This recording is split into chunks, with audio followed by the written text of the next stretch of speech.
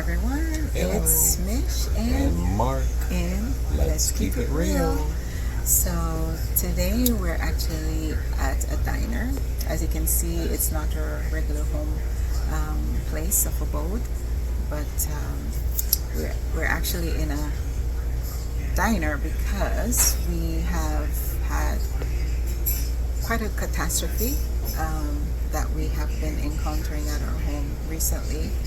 So basically what happened was on Tuesday night, going towards midnight, Wednesday morning, we had a huge fire at our house. Well, not huge, but it was potentially going to become a huge fire. But Yeah, and Michelle and her son put it out relatively quickly, but at a cost. but there was a price to pay, of course, and we ended up with some burns. Just gonna show you a little bit. So that's what happens when.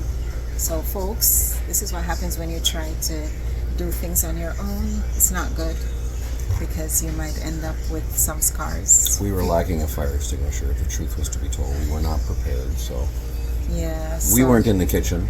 It was her son. We won't name names, but her son was deciding to be a chef boyardee and at the quarter to midnight, and he wanted to use grease, a very huge no-no. He's using an open container or an open pot with making fries, and as one would imagine, he walked away, and we all know what happens to grease when you leave it and it boils.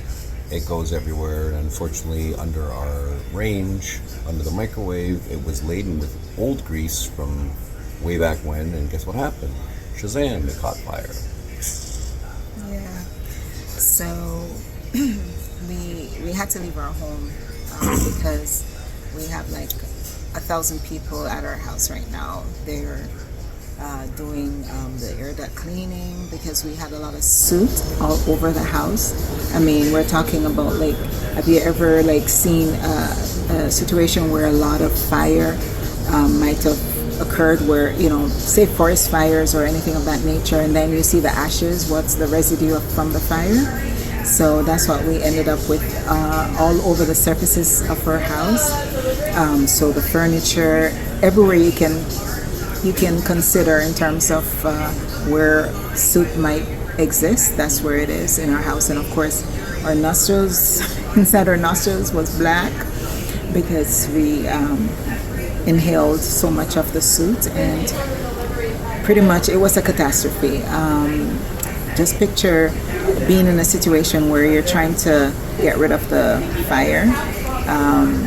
The air fryer was on fire, the stove was on fire, the microwave was on fire, the fridge almost caught on fire. No, the fridge did catch on fire, but it didn't catch on fire. It actually melted the side of it. But yeah, and also the cupboards, all of that was they were toasted. pretty much torched and gutted out. Yeah. The fire department gutted them out. So my son, one of my sons called 911, and they came like within 5 minutes, I would say.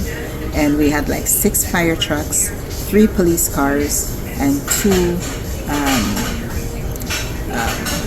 ambulances at our house, and it was crazy. I mean, the whole street was blocked off because they didn't know what they were getting into. My mom, she has dementia, so I don't know if they were aware of that, because they probably asked who was in the house, and they probably just want to make sure that they had enough persons available to deal with the situation. So when they came in, they knocked out the walls in the kitchen because their aim was to find any spark that might have traveled through They're looking the for any back. hot embers within the drywall, things that would still be an ignition point for flames and for Yeah.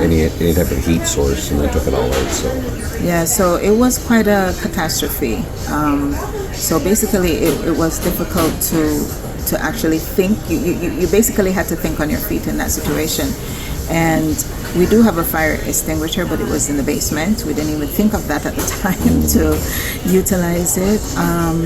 And by the way, this wasn't something where we were all gathering in the kitchen. We were all sleeping. We were all in our beds. We got awoken by by the chaos that was ensuing downstairs with all the clashing and banging and everything was going on. And it was actually Michelle's father who was.